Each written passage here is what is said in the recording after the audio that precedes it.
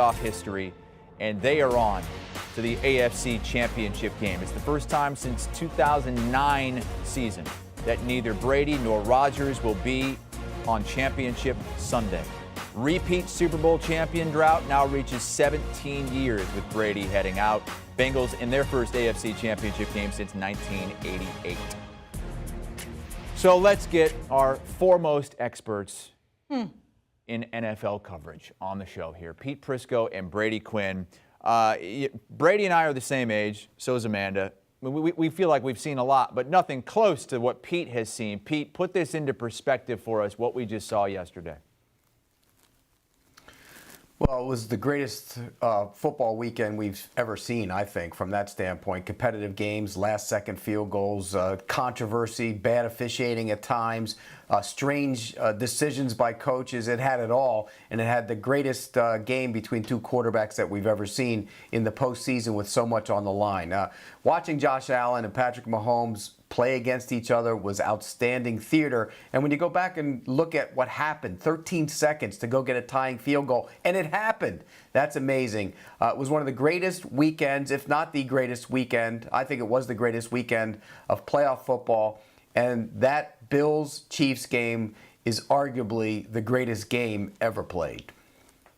Well, if Father Time, Pete Prisco, is going to go and say it's the greatest that he's ever seen, it's easier for me, who's much younger, to say, yeah, it was also the greatest weekend I've ever seen of playoff football in NFL history. And I think that Chiefs-Bills game really capping it off, it says everything that needs to be said. Now, granted, we can go back and we can question some of the coaching decisions and the execution, some of the officiating at times over this entire weekend.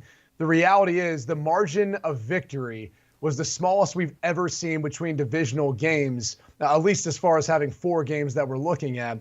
But once again, there's going to be that question of the overtime rules, and you're going to hear a debate as to whether or not a team should have the opportunity to have a rebuttal or an additional possession, even if a team like the Kansas City Chiefs drives down the field and scores a touchdown to seal it.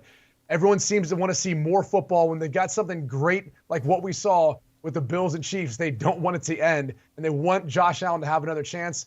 That's not how the rules are set up, and I don't really have a problem with it, to be quite honest with you. And I don't think Pete does either, judging from his social media last night. Pete, what do you think of the overtime rules? I mean, defense wins championships, but it can't win in overtime? I mean, give me a break. They did change the overtime rule. Now you have to go score a touchdown. It's not a field goal anymore. They changed that. People forget that. Doesn't defense matter? There's 11 guys on that side of the ball playing that get paid just like the offensive guys do. Stop somebody. Doesn't come down to a coin flip, and I think it's an insult to the rest of the game. Sure, they got the ball first. Stop them. Make a play. You'll get the ball, or maybe even make a play where you get a pick six or force a fumble and return it for a touchdown. There are other ways to win the game. I hate the people who scream and yell about change the rules, change the rules. The rules weren't changed. You even forget the touchdown, you'll get the ball. You'll have your chance. Well, what about just winning it in regulation? Why not just squib kick where you're most assuredly going to take more time off the clock? And look, maybe the Kansas City Chiefs still figure out a way of getting a field goal and taking it into overtime.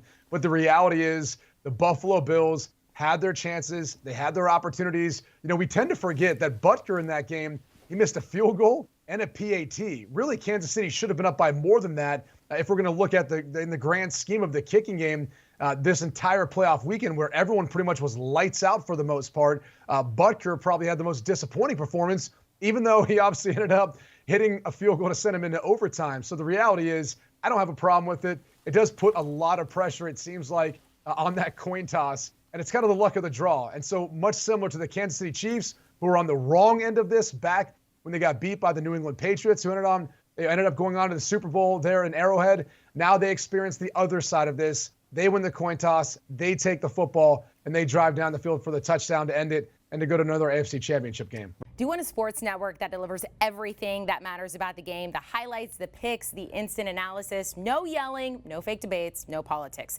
Hit the subscribe button and never miss a moment.